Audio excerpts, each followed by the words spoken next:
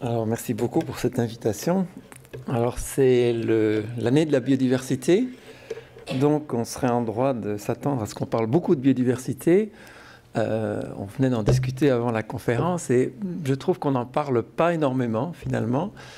Et à mon avis, une des raisons principales pour lesquelles on en parle relativement peu, c'est qu'on comprend encore relativement mal quelles seront les conséquences de l'érosion de la biodiversité. Et c'est quelque chose qui est très mal répercuté dans le grand public. Donc pour moi, c'est une question clé, c'est une question qui occupe mes recherches, mais qui je vais essayer de vous présenter et discuter dans cet exposé ce soir. Je vais quand même commencer par un aperçu général du problème, puisque je ne sais pas dans quelle mesure vous connaissez les problématiques de biodiversité, tous ceux qui sont présents dans la salle. Donc, pour résumer d'abord ce que représente la biodiversité, c'est vraiment un terme un petit peu fourre-tout qui représente la diversité du vivant sous toutes ses formes.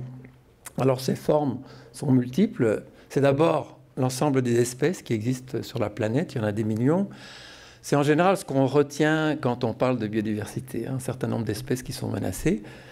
Mais c'est plus que ça, c'est aussi une palette très vaste de gènes, de physiologie, de comportements qui déterminent des interactions écologiques différentes et qui elles-mêmes aboutissent à une variété d'écosystèmes. Il ne faut pas perdre de vue cette diversité, deux formes de diversité, parce que comme on le verra, c'est surtout ces aspects écologiques en fait qui vont prédominer dans les conséquences, d'abord écologiques mais aussi sociétales, du point de vue plus des humains. Le gros problème, c'est que cette biodiversité, qui est le résultat de toute une longue évolution de plus de 3 milliards d'années d'évolution, est aujourd'hui très sérieusement menacée. Alors, je ne vais pas vous présenter des données très détaillées à ce propos, parce que ce n'est pas le sujet principal de mon intervention, mais quand même, c'est intéressant de se rendre compte de quelques chiffres. Tout d'abord, ceci est un petit graphique pas très quantitatif, mais qui vous montre l'évolution de la diversité très schématiquement au cours de l'évolution de la Terre. Et on reconnaît, en général, la diversité augmente au cours du temps, globalement, mais avec des périodes d'extinction assez massives. Donc on reconnaît 6 périodes d'extinction de masse, la dernière étant celle du Crétacé, là, où les fameux dinosaures ont disparu. En général, ces extinctions de masse, on pense, sont dues à des facteurs physiques, style météorites, activité volcanique, etc. Et puis, la 6e vague d'extinction, là, c'est celle qui est en train de se passer pour le moment, qui a commencé avec, déjà dans la préhistoire, en fait, avec la colonisation de nouvelles îles ou continents. On a vu disparition de beaucoup d'espèces de très grande taille.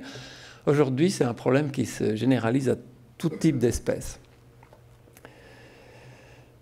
Alors, quelques chiffres, malheureusement plutôt des ordres de grandeur que des chiffres précis, mais si on compare les extinctions dans le passé géologique de la Terre, c'est ce qui se trouve à gauche, on perd environ entre 1/10 et une espèce tous les millions d'années.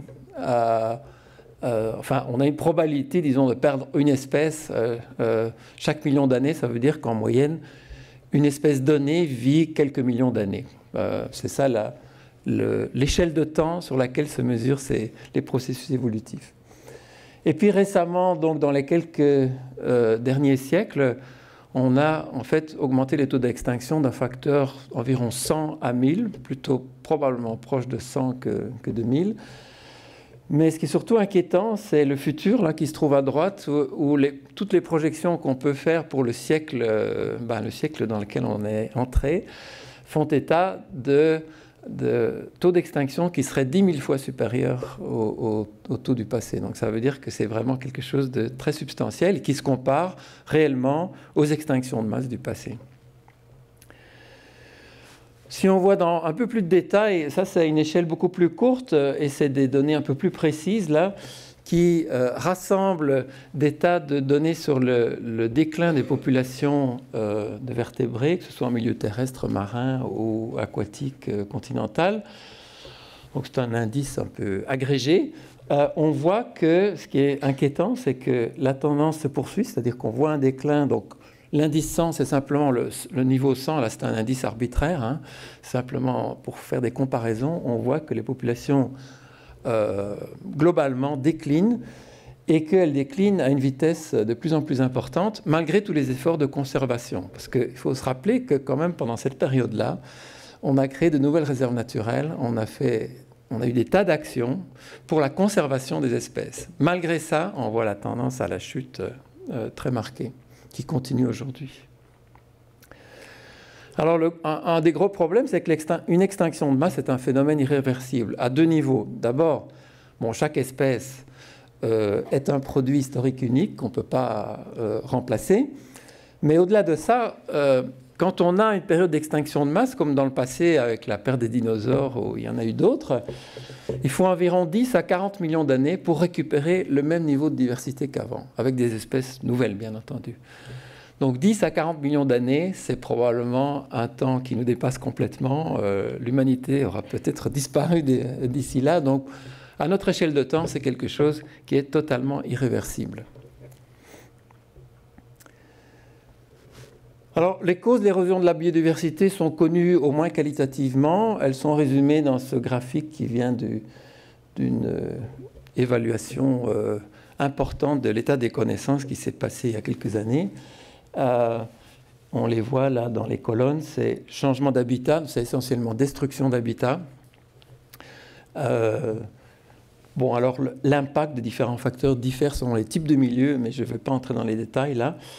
Quand c'est rouge, ça veut dire que l'impact est très important. Donc destruction d'habitat, c'est le premier facteur de destruction de la biodiversité. Le deuxième, c'est les espèces invasives qui sont la troisième colonne, surtout sur les îles. Puis le quatrième facteur, c'est la surexploitation des ressources biologiques. Quatrième, c'est la pollution.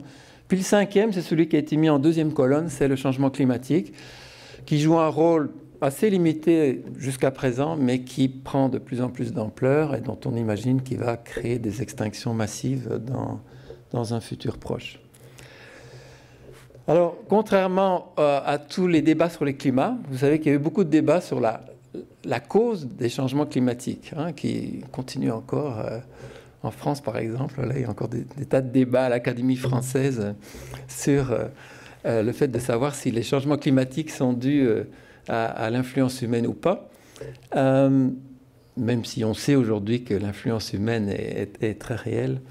Dans le cas de la biodiversité, il n'y a jamais eu de débat là-dessus parce que tout le monde sait très bien que tous ces facteurs sont dus à l'homme. Donc là, le problème est moins donc quelles sont les causes que quelles sont les conséquences. C'est pour ça d'ailleurs que mon exposé sera centré sur le problème des conséquences. Ceci dit, il est quand même important de se rendre compte que la cause ultime de tout ça, c'est l'impact de l'homme sur son environnement. Qu'on peut formaliser de façon simple avec l'équation suivante. Bon, ça a été proposé par Paul Ehrlich, un écologue américain.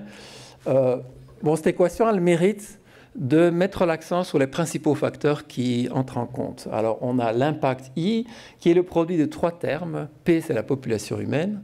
On parle à l'échelle mondiale ici. Hein. R, c'est la richesse individuelle moyenne. Et puis T, ben, c'est essentiellement l'impact environnemental moyen associé à la création de richesses. Alors le T, là, c'est quelque chose qui est très difficile à établir quantitativement. Par contre, P et R, on a des données très fiables sur le sujet. Donc, ça permet de voir à quel point on a un impact sur l'environnement. Et quand on récolte les données, c'est très facile à faire sur Internet de nos jours, sur le sujet, ça donne ça donne un graphique de ce type-là, où on voit la population humaine qui augmente très très lentement, avec des hauts et des bas jusqu'à la révolution industrielle, grosso modo. Et puis là, il y a une explosion absolument phénoménale au cours notamment du XXe siècle. Et puis l'autre courbe, là, c'est une courbe qui montre le produit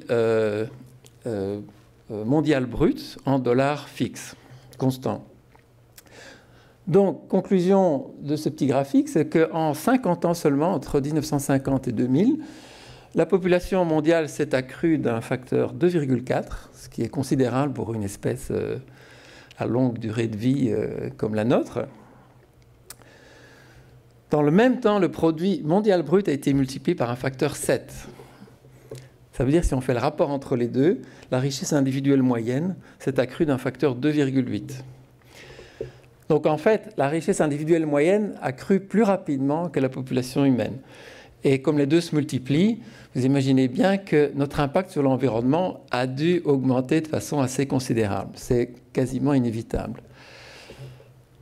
Alors, un impact sur l'environnement en soi, ce n'est pas nécessairement un problème. Je veux dire, toute espèce, animale ou végétale, a un impact sur son environnement. Le problème est que nous sommes dans une phase explosive où nous ne dominons pas les conséquences de ce que nous faisons. Et c'est un peu, je ne sais pas si vous connaissez l'histoire du nénuphar qui croît dans un étang. Vous savez que quand le nénuphar commence à croître, on ne le voit presque pas. Il y a un individu, puis il y en a deux, puis il y en a quatre. Vous savez, ça se multiplie par 2 chaque année, jusqu'au moment où on arrive à la moitié de l'étang, et l'année suivante, il n'y a plus d'espace disponible. On a colonisé tout l'étang. C'est un peu ce qui est occupé à se passer pour le moment. On est en train de coloniser le système Terre complètement et le transformer très profondément et durablement. Alors j'en arrive au thème principal de mon exposé, c'est en quoi cela nous concerne-t-il finalement.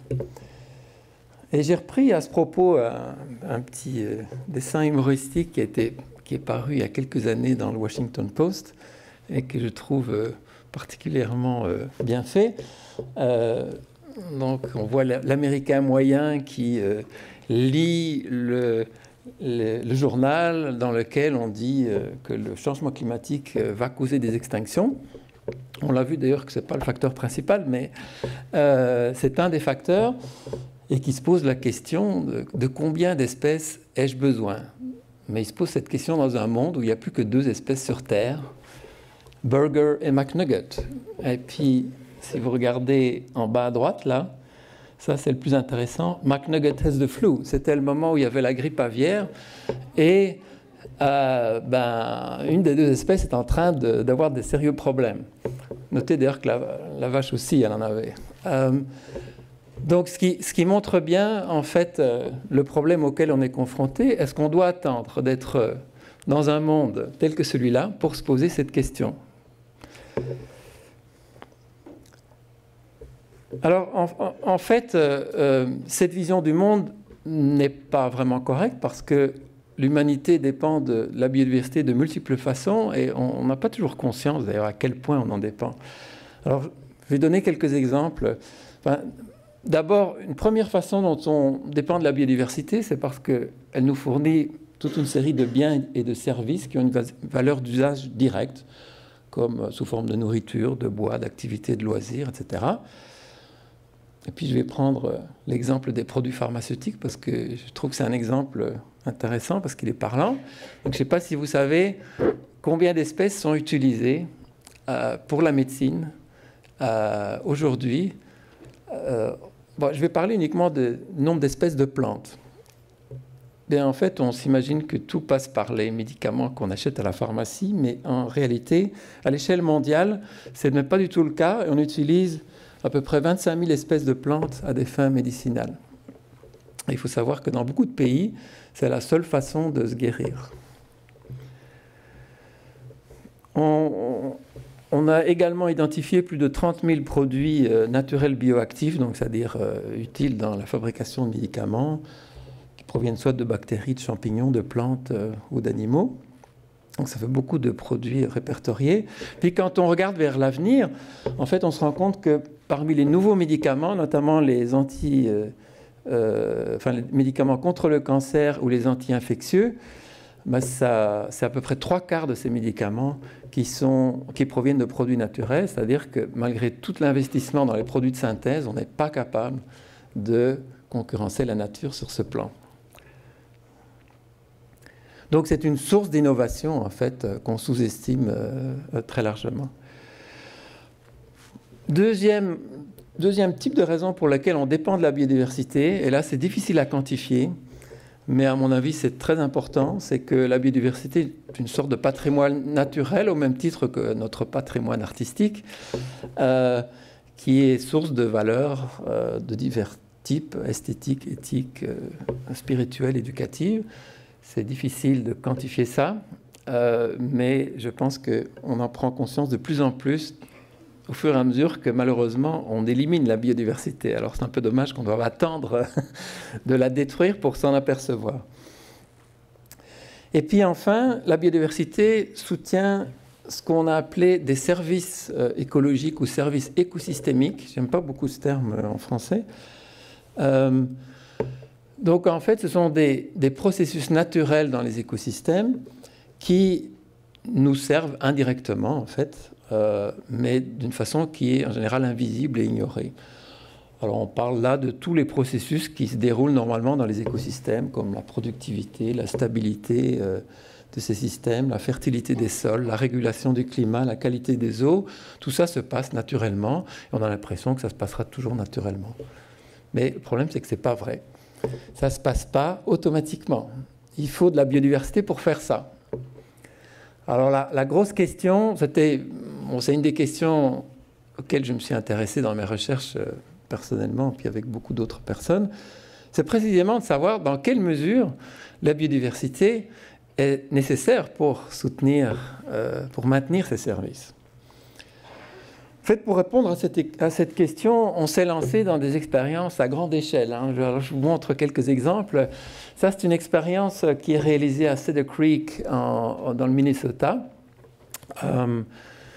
C'est une expérience qui est pilotée par Dave Tillman, qui est un écologue connu également, et qui a fait... Ceci, c'est une seule expérience, donc parce qu'il a 70 expériences dans ce site. Ça, c'est la plus grosse. C'est son expérience de biodiversité qui... la parcelle que vous voyez là, donc c'est une photo aérienne, représente 7 hectares. Chaque petite parcelle, là, manipule la diversité de façon différente, et ça fait 169 mètres carrés. En fait, chaque parcelle, c'est une sorte de jardin dans lequel on a éliminé la végétation préexistante, et puis on a replanté avec des compositions et des diversités connues. C'est-à-dire, on a vraiment manipulé la nature, là, pour montrer dans quelle mesure la diversité pouvait jouer un rôle. Puis on a fait la même expérience en Europe. À l'époque, je travaillais en Europe, donc j'ai participé à cette expérience-là. On a répliqué ce genre d'expérience dans 8 pays différents. Et les parcelles étaient de taille plus petite. Par contre, il y avait plus de parcelles. Et l'intérêt, c'est que ça s'était répété dans toute une série de sites très différents. Ce qu'on a trouvé en fait dans les deux types d'expériences et dans beaucoup d'autres, ce sont des patrons assez semblables. À gauche, vous avez les résultats de l'expérience européenne, où vous voyez les points de données individuels et puis vous voyez les lignes de régression qui correspondent aux meilleurs modèles statistiques.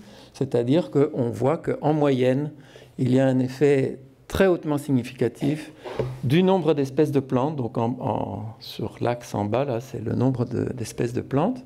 C'est une échelle logarithmique, c'est-à-dire qu'on multiplie chaque fois par 2. Chaque fois qu'on multiplie par 2, en fait, on gagne un certain niveau de productivité, c'est-à-dire de production de biomasse végétale. Et puis à droite, ce sont les résultats de l'expérience américaine qui montrent en outre que ce type de patron se construit dans le temps. C'est-à-dire que ce n'est pas le résultat de perturbations dues simplement au fait qu'on a complètement éliminé la végétation existante, ou on a replanté, parce que ça c'était une des questions qu'on avait au départ.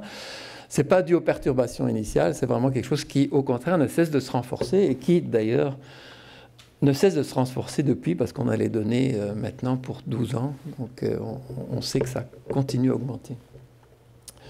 Donc, conclusion générale, c'est que la biodiversité a un impact sur la productivité des écosystèmes. Et là, la productivité était utilisée plus parce que c'était facile à mesurer, et puis que ça soutient un peu le reste du système. C'est la photosynthèse qui capture la lumière solaire. Ça ne veut pas dire que c'est la seule fonction qui est intéressante dans un système, bien entendu.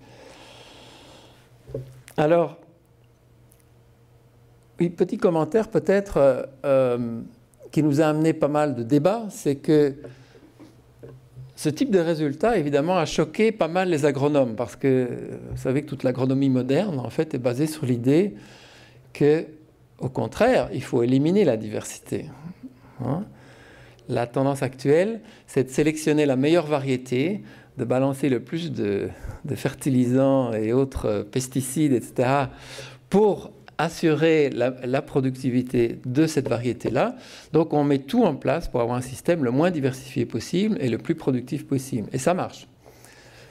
Donc c'est intéressant de se rendre compte que ce type de résultat semblait en opposition avec les pratiques actuelles. Alors là, il faut comprendre que, en fait, ça c'est des systèmes laissés à eux-mêmes, c'est des systèmes naturels, on ne rajoute pas de fertilisants. Et la situation naturelle, c'est effectivement que des systèmes plus diversifiés sont plus productifs que des systèmes moins diversifiés. C'est juste parce qu'on fait des sélections extrêmes, on rajoute des fertilisants, on fait du babysitting réellement, qu'on peut avoir des systèmes très productifs et en même temps que peu diversifiés. Et du coup, ça a amené à des tas de débats que, bon, je ne peux pas vous expliquer les détails, mais vous imaginez bien qu'il y a eu des affrontements entre les gens qui pensaient plutôt que c'était les effets de sélection qui prédominaient ou au contraire autre chose. Et alors, ça a donné... ceci, c'est juste pour vous montrer qu'en fait, il y a eu des centaines d'expériences depuis, et puis qu'on a trouvé ça dans tous les types de systèmes, en fait, pas spécifiquement pour les plantes. Alors, je voulais en venir au débat. Ne regardez pas le détail de cette figure. Je l'ai simplement mise pour que vous vous rendiez compte que pour comprendre ce qui se passe là-dedans et pour qu'on aboutisse à des conclusions claires, il faut passer par une science relativement dure. Alors, on pense toujours à l'écologie sous forme du petit écologue qui va attraper les papillons avec son filet à papillons ou bien qui va regarder la petite abeille sur la fleur. Bon, on aime bien faire ça aussi, par ailleurs, mais ça requiert une science quand même très rigoureuse, et notamment des modèles mathématiques, ça c'est notamment le genre de choses que je fais, et puis des applications en termes plus statistiques pour essayer de séparer les différents mécanismes à l'œuvre. Donc ça a donné tout un débat, et puis c'est la théorie qui a réellement permis de résoudre la controverse et d'aboutir à la conclusion que le principal mécanisme qui est à l'œuvre là, c'est la complémentarité fonctionnelle entre espèces. C'est-à-dire, si on se limite aux plantes que j'ai présentées jusqu'à présent, différentes espèces de plantes vont utiliser les ressources disponibles dans le sol, ou dans l'atmosphère d'ailleurs, de façon légèrement différente. Alors si vous mettez des espèces différentes ensemble, elles vont en fait réussir collectivement à utiliser mieux les ressources, du coup elles vont être plus productives collectivement que si elles étaient seules. Donc maintenant on est certain de cette conclusion-là. Alors, autre aspect, dimension du problème, donc ça c'est l'impact sur le fonctionnement à relativement court terme des écosystèmes. Maintenant, quelque chose qui est important aussi d'un point de vue sociétal d'ailleurs, c'est l'effet à long terme, c'est-à-dire dans quelle mesure est-ce qu'on va maintenir des systèmes stables dans le temps. Parce que vous imaginez un système de production, par exemple. Dans un système de production, on aime bien que les choses soient stables, parce que sinon on a des moments où il y a des crashs et puis ça reprend de plus belle, mais ce n'est pas très favorable d'un point de vue économique. Donc on préfère avoir quelque chose de stable. En écologie, il y a eu beaucoup de débats aussi sur la relation entre diversité et stabilité. Et il est intéressant que récemment, les idées ont beaucoup évolué sur le sujet et qu'on a pu démontrer de façon expérimentale très rigoureuse, de nouveau, que quand on augmente la diversité, c'est de nouveau le nombre d'espèces de plantes à gauche, sur l'axe des X, et puis là c'est une mesure de variabilité de la biomasse totale des plantes. On voit que la variabilité diminue quand on augmente la diversité. Donc ça veut dire que la stabilité augmente, puisque c'est l'inverse. Ce qui est moins variable est plus stable. On a des résultats semblables dans des expériences en laboratoire avec des systèmes beaucoup plus complexes, avec beaucoup d'espèces qui se mangent les unes les autres. On obtient ce type de résultat également. Alors là, à nouveau, redébat, parce que ça contredit les théories existantes en écologie. Parce que les théories existantes en écologie disent qu'au contraire, si vous avez un système plus complexe et plus diversifié, vous devez avoir un système plus instable. Du coup, là de nouveau, c'est de nouveau une de mes contributions sur ce sujet, c'est qu'on a dû décortiquer les choses, bâtir des modèles pour montrer quels étaient les mécanismes à l'œuvre et puis tester ces modèles contre des données réelles récoltées dans les expériences. C'est toujours en cours d'ailleurs. Mais de nouveau, je ne veux pas entrer dans le détail des graphiques, c'était pour vous montrer que derrière tout ça, de nouveau, il y a de la science dure, hein, qu'on ne peut pas se permettre des approximations sur ces choses-là. Il faut vraiment être certain de ce qu'on raconte. On a pu établir maintenant que le mécanisme principal, c'est le fait que les espèces fluctuent de façon légèrement asynchrone, c'est-à-dire elles ne fluctuent pas en phase. Donc ça crée une sorte de complémentarité dans le temps cette fois. Hein, quand une espèce augmente, une autre diminue, et du coup elle se compense, et puis donc dans le temps ça crée quelque chose qui est plus stable. Et on a des données maintenant qui montrent que c'est bien la synchronie des espèces qui détermine ce résultat. Donc à nouveau, des espèces différentes se complètent les unes les autres pour donner quelque chose qui fonctionne mieux, entre guillemets, enfin, qui est plus productif et plus stable que des cultures simples. Petite application de ça en termes de changement d'environnement, d'ailleurs, ça c'est une autre expérience réalisée d'ailleurs toujours dans le même site au Minnesota, où Peter Reich et collaborateurs ont fait une expérience qui est assez classique par certains côtés, c'est-à-dire qu'ils ont ajouté du CO2, donc du dioxyde de carbone, de l'azote, et puis les deux ensemble pour voir quel est l'impact sur la production de biomasse des communautés végétales. Alors, ils ont trouvé ce qu'on savait déjà, à savoir que quand on augmente le CO2, ça augmente la biomasse. Quand on augmente l'azote, ça l'augmente aussi. Et quand on les met ensemble, ça l'augmente encore plus. Ça, on savait déjà. Ce qui est vraiment nouveau dans cette expérience, et très intéressant, c'est qu'en même temps, ils ont manipulé la diversité, le nombre d'espèces de plantes dans l'expérience. C'était la première fois que quelqu'un faisait ça. Et alors, grande surprise, ils ont vu que, vous voyez, quand on passe de 1 à 4 à 9 à 16 espèces, la réponse est complètement différente. Et puis, vous voyez très nettement que lorsqu'il y a beaucoup d'espèces, la réponse est beaucoup plus forte que quand il y a peu d'espèces.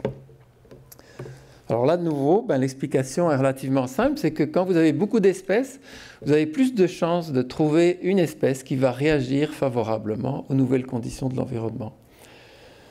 Et ce qui explique que donc, dans les parcelles où il y a plus d'espèces, la production augmente plus. Et donc, ça montre l'importance de la biodiversité comme réservoir d'adaptation face à des changements de l'environnement. Alors quand on parle de changement climatique en particulier, il faut savoir que beaucoup d'espèces ne vont pas le tolérer. Mais si on avait moins de biodiversité, ça voudrait dire qu'on aurait de sérieux problèmes avec l'adaptation des communautés à ces changements climatiques. Donc plus de biodiversité pourrait permettre une meilleure adaptation, même si en soi, ce sera toujours un problème que la diversité diminue suite au changement climatique. Quelques autres exemples qui font appel à d'autres types de mécanismes, mais qui sont intéressants parce qu'ils nous touchent peut-être plus directement. On arrive petit à petit dans le domaine humain, là, plus directement. Là, il s'agit de la production de riz, donc c'est une application très directe en termes de production. C'est une expérience qui a été réalisée en Chine il y a quelques années. En fait, c'est un peu stupide quelque part parce que ce qu'ils ont été faire comme expérience, c'est simplement regarder si les systèmes traditionnels fonctionnent mieux que les systèmes modernes. Alors, ils sont donc partis d'un système moderne qui avait plein de problèmes, en particulier qui était envahi par la périculariose, qui est une maladie provoquée par une sorte de champignon chez le riz et qui provoque des dégâts considérables. Puis ils se sont dit, le système moderne est basé sur la monoculture, est-ce qu'on ne pourrait pas essayer de retourner au système ancien avec des cultures mélangées? Donc c'est toujours du riz, hein, c'est la même espèce là, mais simplement une diversité génétique à l'intérieur de l'espèce de riz. Donc là, on manipule la diversité génétique. Ils font ça de la façon la plus basique possible, c'est-à-dire ils mélangent simplement deux variétés. Okay, donc c'est vraiment très simple. Et alors, grande surprise, ils trouvent que donc la sévérité de l'infection est très importante sur les barres blanches, et ça c'est les monocultures. Quand ils font des mélanges de deux variétés, vous voyez que ça chute à presque rien. Et donc, ils en aboutissent à la conclusion qu'en fait, un simple mélange de deux variétés suffit à quasiment éliminer l'infection par le pathogène et à restaurer les niveaux de production. Il n'a plus besoin en fait d'utiliser de fongicides. C'est ce qu'ils ont fait à la fin de l'expérience. Ils sont retournés à la méthode traditionnelle et ils ont éliminé les fongicides. Alors ça, c'est quand même intéressant parce que c'est une expérience un peu qui va à contresens quelque part, mais qui montre bien qu'on ne s'est pas toujours posé les bonnes questions quand même. Hein, et je pense que c'est d'application dans des tas de systèmes de production. Autre exemple qui nous touche également directement, et c'est pour ça que je l'ai pris, c'est la transmission de la maladie de Lyme, qui s'est développée aux États-Unis et puis dans toute une série d'autres pays. Certains chercheurs se sont amusés, parce qu'au départ, on ne s'attendait vraiment pas à trouver des résultats intéressants, mais ils ont commencé à faire des régressions du nombre de cas de maladie de Lyme en fonction de la richesse, donc du nombre d'espèces de mammifères, de lézards, d'oiseaux et des tas d'autres choses. Et puis, alors, grande surprise, donc c'est des données pour différents États aux États-Unis. Puis, alors, grande surprise, ils ont trouvé une relation négative. Donc, plus il y a de diversité de la faune sauvage, et moins il y a de maladies de Lyme. Alors, ils se sont dit d'abord, bon, c'est peut-être dû à des facteurs confondants, comme on les appelle, c'est-à-dire il y a des différences d'environnement dans les différents États, donc peut-être c'est dû à ça. Puis en fait, ils se sont aperçus que la réelle explication, elle est tout autre. C'est le fait que lorsque on va de droite à gauche, là, c'est-à-dire d'un système plus diversifié à un système moins diversifié, systématiquement on favorise certaines espèces en particulier. Et notamment la souris, évidemment, parce qu'on est associé très étroitement à la souris. La souris nous aime beaucoup. Il se fait que la souris et puis aussi les cerfs sont des vecteurs particulièrement efficaces pour la transmission de la maladie de Lyme, qui est j'ai oublié de le mentionner là, qui en fait passe par une tique. La tique va en fait coloniser différents types d'hôtes. Il se fait qu'en fait les meilleurs hôtes intermédiaires sont la souris et le cerf, et qu'au fur et à mesure qu'on diminue la diversité, en fait, on concentre en fait la transmission de la maladie dans les vecteurs les plus efficaces. Du coup, ça nous retombe dessus indirectement. Donc, un autre mécanisme intéressant auquel on pourrait réfléchir. Bon, alors tout ceci m'amène à passer des aspects écologiques à proprement parler, donc c'est le fonctionnement des écosystèmes, au service des écosystèmes. Donc c'est ce nouveau terme que les écosystèmes nous fournissent des services. Alors ça, c'est un concept qui se répand à une vitesse phénoménale à l'heure actuelle et qui trouve son origine, bon déjà il y a pas mal d'années, mais qui a été notamment promu par le fameux Millennium Ecosystem Assessment, donc ce mécanisme d'évaluation globale, qui a montré que en fait, les écosystèmes fournissent toute une série de choses intéressantes qui affectent le bien-être humain. Alors, je ne vais pas entrer dans le détail, simplement ils ont essayé d'établir des connexions entre les deux. Notez que dans le scénario, dans le schéma du Millennium Ecosystem Assessment, la biodiversité est quand même sous le tapis là, parce qu'elle n'est pas explicitement mentionnée, elle est simplement mise derrière. Donc on suppose que tout ça est fourni par la biodiversité. Alors du coup, on s'est beaucoup focalisé sur cet aspect service, et on va y revenir par la suite pour voir ses intérêts et ses limites. Juste pour vous donner un petit exemple de la façon dont ça peut nous affecter en termes de bien-être et en termes social. C'est un exemple un peu extrême, j'avoue, mais qui est quand même intéressant parce qu'il est vraiment réel. Et on voit l'application tout de suite. Donc là, je ne sais pas si vous voyez ce que font ces gens. C'est des photos qui montrent des personnes qui travaillent au Népal, donc dans la région de l'Himalaya. Et en fait, ce qu'ils sont occupés à faire, c'est à polliniser chaque fleur de leur verger à la main. Et ils font ça parce que les pollinisateurs locaux, donc les abeilles locales, sont en fort déclin suite à des problèmes de pollution et puis suite à l'introduction de l'abeille domestique, dont on imaginait qu'elle serait plus efficace, mais l'abeille domestique a causé des problèmes aux abeilles locales, et puis du coup, les gens ont décidé que c'était plus efficace économiquement de polliniser tout à la main. Donc vous imaginez le type d'impact que ça peut avoir si Évidemment, c'est un exemple extrême parce que là, il n'y a plus de pollinisateurs efficaces. Et en général, il y en a toute une série. On est dans des situations extrêmes, là, en haute montagne, donc c'est difficile de trouver des bons pollinisateurs. Mais il n'empêche que la crise des pollinisateurs prend de plus en plus d'ampleur et donc on peut se poser la question si dans quelques années, on ne va pas être obligé de trouver des substituts à ce genre de... ou bien faire ça, ou bien trouver des substituts à ce genre de choses. Donc, j'espère vous avoir fourni quelques éléments qui montrent que l'érosion de la biodiversité met en péril le support naturel des sociétés humaines, dont on n'a pas toujours conscience, mais qui est bien là. Et ça risque à long terme d'avoir des coûts exorbitants pour les sociétés, sinon même de mener à leur effondrement. Alors ça, c'est une question, parce qu'il y a beaucoup de débats là-dessus, mais il n'y a pas de données, et puis quand on aura des données, ce sera trop tard, donc je préfère ne pas en avoir. On n'a pas d'évidence que la société humaine va s'effondrer, mais il y a eu des effondrements dans le passé, dont on sait qu'elles sont dues à des problèmes environnementaux. Donc on peut se poser la question sérieusement. Alors la grande question, c'est comment éviter une telle issue? Alors c'est là que je voudrais entrer dans une deuxième partie de mon exposé, qui est plutôt d'examiner les conséquences que ça a maintenant en termes d'action sociale. Qu'est-ce qu'il faut faire finalement pour éviter ça? Donc j'ai dressé un constat, je vous ai montré toutes les conséquences objectives et tout ça. Maintenant, qu'est-ce qu'on fait? Alors d'abord, qu'est-ce qu'on a fait jusqu'à présent?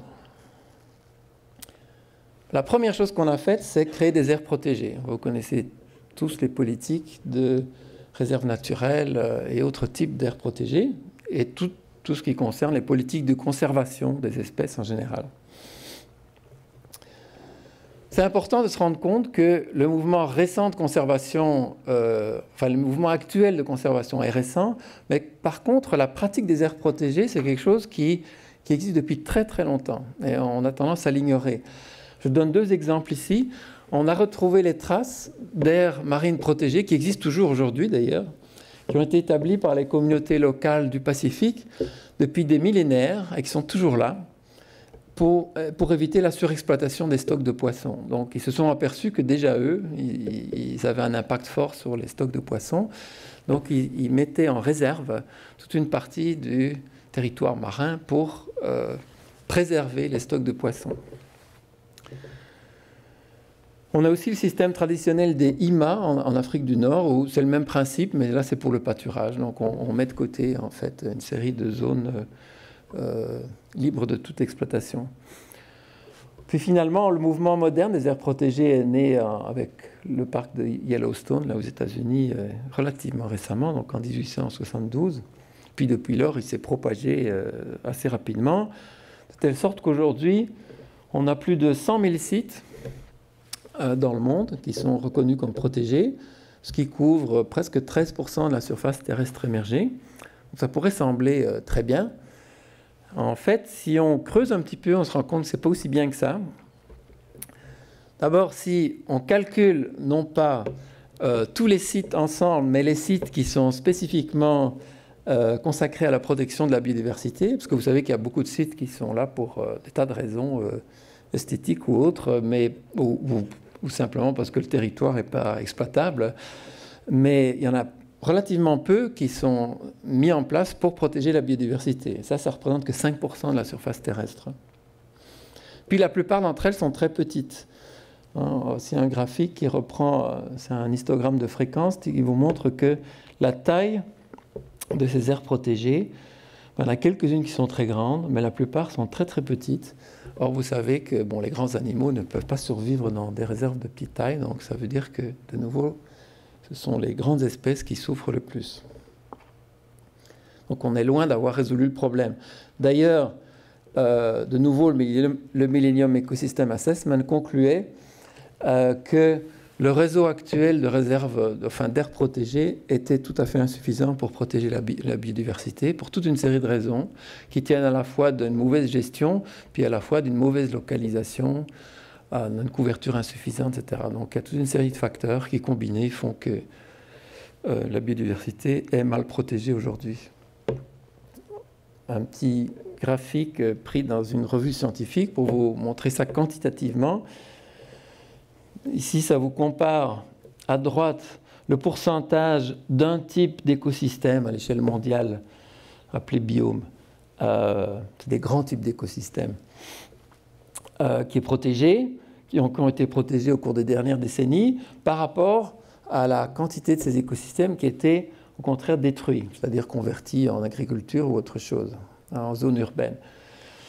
Et puis, bon, ils ont calculé un indice de risque en termes de conservation, qui est simplement le rapport entre les deux. Quand l'indice est élevé, ça veut dire qu'on a beaucoup détruit d'habitat par rapport à ce qu'on a protégé. Alors vous voyez qu'il y a quand même toute une série de systèmes où on a beaucoup plus détruit qu'on a protégé. Ce n'est pas toujours ceux auxquels on pense d'ailleurs. Par exemple, les prairies tempérées sont fortement menacées, contrairement à ce qu'on pourrait penser. Et puis qu'on a beaucoup de protection dans des zones où il y a très peu de diversité, comme toundra, forêt boréale, forêt de conifères. Ce n'est pas là qu'il y a le plus gros de la biodiversité à l'échelle mondiale. Ça illustre bien donc ce problème de localisation inefficace. Certains auteurs ont même projeté que le réseau actuel d'aires protégées pourrait n'assurer la sauvegarde à long terme que de 5% des espèces existantes. On pourrait discuter sur la validité de ces projections.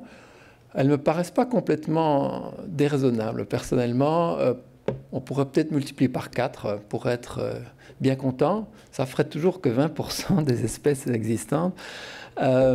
Donc on pourrait en discuter éventuellement, mais c'est des chiffres hallucinants parce que ça, c'est uniquement sur base du nombre d'habitats qui ont été détruits. Déjà maintenant, sans compter ce qui va se passer dans l'avenir. Okay.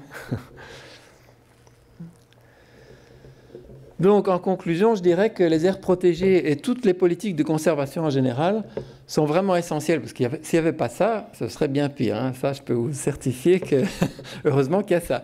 Mais si on a une vision à long terme, on peut dire que ça ne permettra pas de surmonter la crise de la biodiversité. Ça va continuer. D'accord ? C'est juste une façon de préserver un peu ce qui nous reste, mais ça va continuer à disparaître. Alors l'autre approche, c'est l'approche récente donc, dont j'ai commencé à vous parler, c'est la fameuse approche des services écosystémiques qui se développe énormément aujourd'hui et qui amène aussi à des formes d'évaluation économique. Alors c'est là que les économistes entrent en jeu et ça crée beaucoup de tensions, c'est-à-dire que les écologues ne sont pas habitués à interagir avec les économistes, souvent ils sont plutôt en conflit. Donc il y a beaucoup de débats sur le sujet. Je pense que j'essaie d'avoir une position modérée sur le sujet, enfin raisonnée, disons. C'est-à-dire que je crois qu'il faut à la fois comprendre les forces et les faiblesses de ce type d'approche. C'est ce que je vais essayer de faire très rapidement ici. Je vais en parler un petit peu parce que ça se développe tellement que si vous n'en avez pas encore entendu parler, vous allez certainement en entendre parler. Donc le principe est simple, c'est que on quantifie une série de services rendus par les écosystèmes. Ce sont des processus naturels qui se traduisent par des bénéfices sociaux nets. Et ça permet d'évaluer la valeur du capital naturel, entre guillemets, qui les fournit. Donc, dans la terminologie classique des économistes, il s'agit d'internaliser les externalités, c'est-à-dire d'incorporer dans les prix du marché les coûts sociaux indirects de la détérioration du capital naturel. On détruit la nature. Ça n'a pas d'impact sur celui qui le fait, ça a un impact sur la société dans son ensemble. Donc c'est des externalités, c'est des choses qui ne sont pas prises en compte à l'intérieur des prix des marchés, à l'intérieur du processus économique lui-même. Donc il faut l'internaliser, il faut obliger les acteurs à prendre en compte ces coûts indirects. C'est ça que ça veut dire. Alors l'avantage de cette approche, c'est que ça peut agir directement sur le comportement de millions d'acteurs, sans devoir prendre des mesures politiques, stratégiques très lourdes. Donc ça, c'est un avantage certain, hein, parce que ça peut influencer notre comportement quotidien en tant qu'acteur économique. Et puis, d'autre part, il y a des chiffres qui sont assez intéressants. Quand on commence à faire ce genre d'évaluation, on se rend compte qu'en fait, on n'a pas du tout compris, on n'a pas du tout les bons ordres de grandeur en tête. Et il y a certaines applications qui sont tout à fait intéressantes. Par exemple, ce sont de nouveau deux applications que j'ai reprises toujours de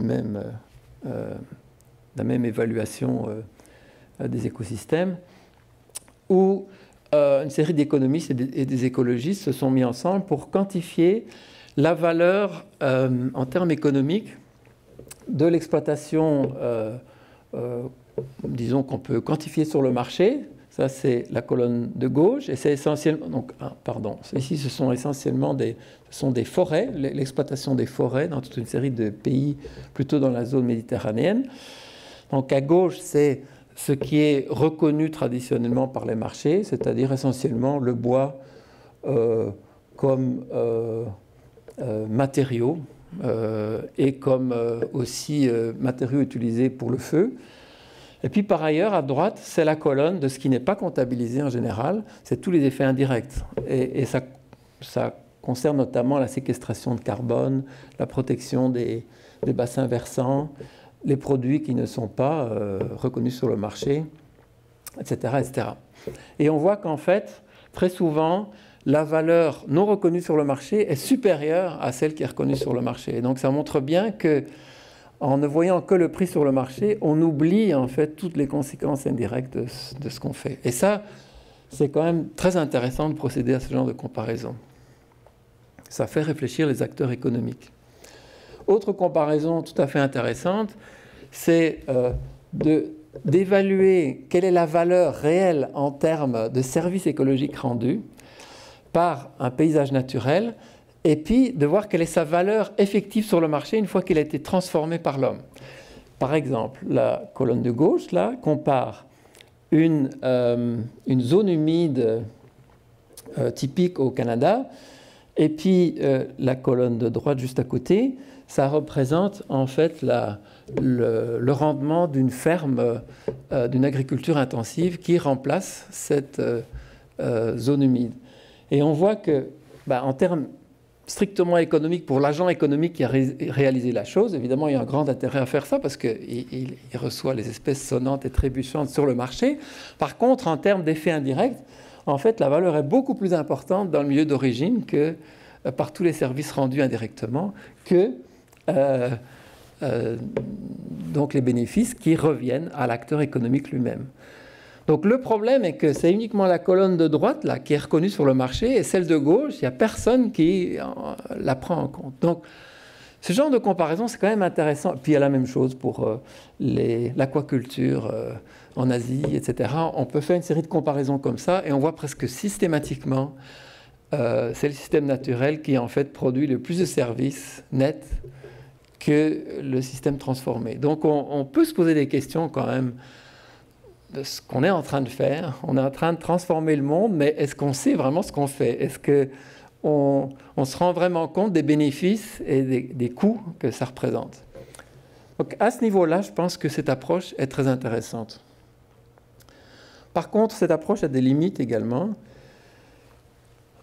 Le premier problème que j'y vois, c'est qu'elle est entièrement anthropocentrique, c'est-à-dire donc elle est centrée uniquement sur l'homme. On voit donc la nature comme étant au service de l'homme. Alors ça, c'est d'un point de vue d'un écologue, d'ailleurs, c'est très difficile à accepter parce que en écologie, justement, on essaie de comprendre comment les systèmes sont constitués par les composantes de ce système. Il est certain qu'un système ne peut jamais être au service d'une partie de ce système. Ça n'a pas de sens. Et donc, cette vision anthropocentrique, elle est intéressante dans la mesure où elle nous fait réfléchir sur les conséquences de nos actes, mais en termes écologiques, elle n'a pas beaucoup de sens, en réalité. Et puis, ça a des conséquences autres, c'est-à-dire que à mon sens, les valeurs intrinsèques et culturelles de la biodiversité, donc les valeurs de la biodiversité en soi, quelque part, et puis dans la façon dont on les utilise pour la culture, ne peuvent être réduites à des simples questions d'utilité. Et là, il y a beaucoup de débats entre les économistes et puis d'autres sur ce sujet-là, à savoir est-ce que tout se réduit à une question de ce qui est le plus utile ou le moins utile. Je pense personnellement que tout ne se réduit pas à des questions d'utilité, et tout ne se réduit pas à des questions économiques. Puis enfin, ce qui fait d'une série de processus écologiques un service, entre guillemets, dépend fortement du contexte social et économique. On a tendance à l'oublier. Ça dépend de la demande locale ou mondiale pour ce type de service. Ça dépend de la disponibilité d'éventuels substituts techniques, de leur prix aussi. Tout ça peut fluctuer énormément au cours du temps. On peut imaginer qu'on découvre un substitut technique par exemple, pour remplacer la pollinisation des fleurs à la main, là, si on trouve une machine qui fait ça, je ne sais pas si c'est faisable, hein, peu importe, c'est juste un exemple hypothétique. À ce moment-là, on pourrait dire, on n'a plus besoin des pollinisateurs, on va les remplacer par un substitut technique. Alors, on est pris un peu dans une logique où on ne sait plus très bien jusqu'où on va aller, c'est-à-dire la technologie qui essaye de réparer les coûts de la technologie, et puis jusqu'où on va aller comme ça. C'est pas du tout évident qu'on parviendra à résoudre le problème au bout du compte. Et puis même d'un point de vue simplement écologique, les relations entre biodiversité, puis fonctionnement de l'écosystème, puis service, c'est des relations très complexes. C'est pas des relations simples. On va mesurer. Moi, je vous ai donné des exemples simples ici, mais en général, il n'y a pas des relations de 1 à 1 entre ces différentes choses. Et donc, c'est une belle notion peut-être pour certains, mais en fait, d'un point de vue opérationnel, c'est très difficile à appliquer, encore actuellement, étant donné les connaissances limitées sur le sujet. Bon, et enfin, dernière remarque, c'est qu'à mon sens, cette approche ne règle pas le fond du problème. Et le fond du problème, pour y revenir, c'est ce graphique-là. C'est que certains pensent qu'une fois qu'on va commencer à quantifier les services écologiques, on va être amené en fait, à freiner la croissance économique et empêcher ce genre de choses. Mais personnellement, je n'en suis pas du tout convaincu. Je pense qu'au contraire, ça peut amener à banaliser simplement la nature parce qu'on la compare à d'autres choses. Et puis pour finir, comme c'est un service rendu, il est comparé à d'autres services. Si les autres services sont plus rentables, on va investir dans ces services plus technologiques. Et je ne suis pas vraiment convaincu que ça va résoudre, ça va empêcher la continuation de ce genre de tendance. Donc tout ceci m'a amené récemment à sortir un petit peu de mon domaine confiné de scientifique pur et dur, et à m'intéresser à des aspects un peu plus généraux et plus philosophiques peut-être, mais qui nous touchent tous. Et j'ai écrit un livre récemment qui aborde un petit peu cette question, mais je pense que, je ne suis pas le premier à le dire d'ailleurs, je pense qu'on est face à la nécessité de créer une nouvelle relation entre l'homme et la nature. Enfin, je parle homme au sens générique, hein, ce n'est pas l'homme en tant que masculin. Et qu'on ne pourra pas y échapper. Pour moi, la crise écologique globale dans laquelle on entre, et la crise de la biodiversité n'est juste qu'un aspect de ça. Il y a aussi le changement climatique, mais il y en a d'autres. Tout ça, ça fait partie d'une crise globale. Pour moi, elle a son origine dans la séparation entre l'homme et la nature qui se trouve au cœur de notre civilisation moderne. Donc, ce que j'essaye de montrer, c'est que, à mon sens, toute cette analyse que j'essaye de faire la plus rigoureuse possible en tant que scientifique, je suis un peu... je suis poussé aux analyses rigoureuses, mais je crois qu'on en est amené au constat que pour surmonter la crise de la biodiversité, il faut changer pas mal de choses en fait. C'est des choses qui nous touchent au quotidien, mais il faut tout d'abord une nouvelle philosophie qui remette l'homme à sa véritable place, à savoir non pas hors de la nature ou au-dessus de la nature, mais à l'intérieur de la nature, et le prendre au sérieux. Ça veut dire en particulier une économie qui cesse de promouvoir une croissance illimitée, parce que ça, je peux vous assurer qu'on ne pourra pas continuer de façon indéterminée, et qui donc accepte les limites de l'entreprise humaine. C'est reconnaître de nouveau l'homme à l'intérieur de la nature. On ne peut pas faire n'importe quoi, on est limité. Au-delà de ça, je pense qu'il y a vraiment besoin d'une réflexion profonde sur ce que c'est la nature humaine, qui est un sujet tabou quelque part. Dès qu'on touche à ça, il y a les philosophes qui nous tombent dessus, et puis qu'est-ce que c'est la nature humaine? Et puis on est parti dans des histoires pas possibles. Je pense qu'il y a besoin d'une réflexion beaucoup plus pratique quelque part et peut-être biologique aussi sur qu'est-ce que c'est la nature humaine et quels sont nos véritables besoins. Et là, je crois qu'on se fait beaucoup d'illusions à l'heure actuelle en croyant que, en fait, on peut se passer de tous les produits naturels, tout ce qu'est la nature. Je n'y crois absolument pas. Et puis tout ça passe par une unification de nos différents modes de connaissance, dont on parle là, perception immédiate, art, philosophie, science, parce que c'est aussi cette division entre modes de connaissance qui nous permet de penser un truc d'un côté et puis de penser exactement l'inverse de l'autre. Hein. La pensée rationnelle nous fait aller dans un sens, et puis notre perception immédiate nous fait aller dans un autre sens. Puis du coup, on fait l'inverse de ce qu'on serait tenté de faire naturellement. Donc pour moi, ma conclusion, c'est que surmonter la crise de la biodiversité, c'est aussi quelque part surmonter une crise de société ou de civilisation, peu importe comment on l'appelle, et c'est aussi travailler à faire accéder l'homme à une pleine humanité, parce qu'on pourrait en discuter, mais tous ces aspects-là, pour moi, sont importants pour définir ce que c'est la réelle humanité, dont on n'a pas encore tracé les véritables contours, à mon avis. Voilà, je vous remercie pour votre attention.